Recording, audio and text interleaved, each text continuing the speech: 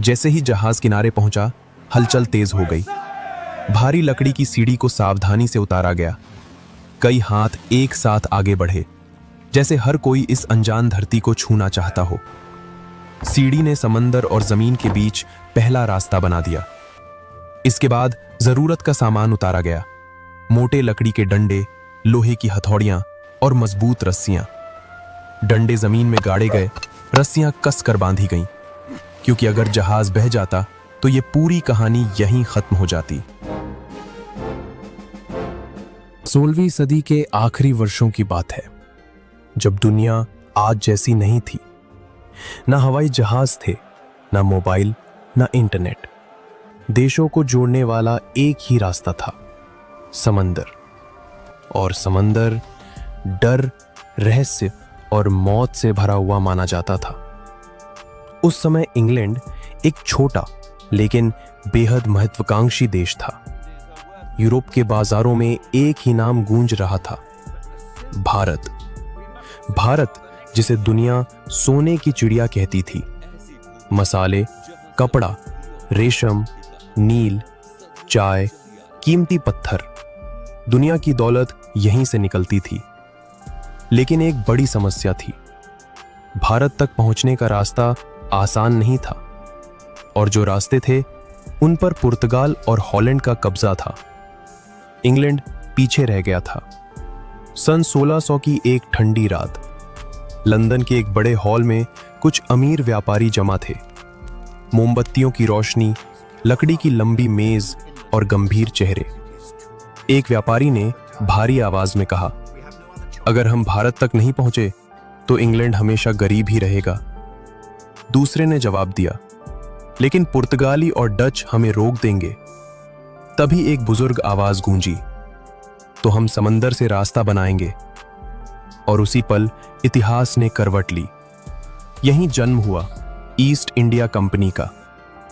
England की रानी Elizabeth प्रथम ने एक शाही फरमान जारी किया। इस फरमान में कंपनी को अधिकार मिला भारत और एशिया से व्यापार करने का, अपनी सेना रखने का और जहाज भेजने की पूरी छूट का। यह सिर्फ एक व्यापारिक कंपनी नहीं थी, ये एक आने वाले साम्राज्य की नींव थी। अब सवाल था, भारत पहुंचा कैसे जाए? रास्ता तय हुआ। अफ्रीका के दक्षिणी सिरे केप ऑफ गुड होप से होकर अरब सागर पार करते हुए भारत के पश्चिमी तट तक। यह कोई साधारण यात्रा नहीं थी, यह लगभग 2 साल की मौत से भरी यात्रा थी। इंग्लैंड के डॉकयार्ड में हलचल मच गई। लकड़ी के विशाल जहाज तैयार हुए, 3-3 मस्तूल, मोटी रस्सियां, भारी लोहे की तोपें।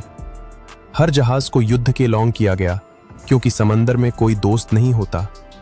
खाने पीने की पूरी व्यवस्था की गई। सूखा मांस, सूखी मछली, पत्थर जैसी सख्त ब्रेड, बियर और रम की बोतलें, दालें और अनाज, सब कुछ लकड़ी के ढोलों में भरा गया। नेविगेशन के लिए रखे गए कंपास, खगोलीय नक्शे, एस्ट्रोलैब और हाथ से बनाए गए अधूरे नक्शे। इस यात्रा के लिए चुने गए अनुभवी नाविक, सैनिक, तोपची, दुभाषिए, व्यापारी और लेखक। और सबसे अहम व्यक्ति कैप्टन विलियम हॉकिंस। वो जहाज हेक्टर का कमांडर था, साहसी, चालाक और कई भाषाओं का जानकार। वो जानता था भारत में सिर्फ ताकत नहीं, बातचीत भी काम आएगी। जिस दिन जहाज रवाना होने वाले थे, बंदरगाह पर मातम सा माहौल था। औरतें रो रही थीं, बच्चे अपने पिता की टांग पकड़कर खड़े थे।